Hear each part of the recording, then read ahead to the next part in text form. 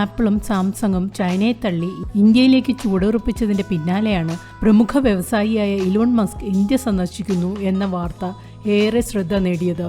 എന്നാൽ Elon Musk തന്റെ ഈ തീരുമാനത്തെ ആകെ തകിടം മറിച്ചു.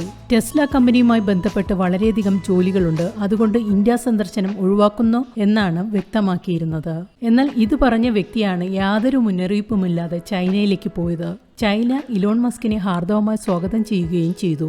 ചൈനയിൽ ഇലക്ട്രിക് വാഹനങ്ങളുടെ വികസനം കണ്ടിട്ട് അതിയായി സന്തോഷിക്കുന്നുവെന്നും ഇലക്ട്രിക് കാറിനാണ് ഭാവിയെന്നും ഇലോൺ വ്യക്തമാക്കി.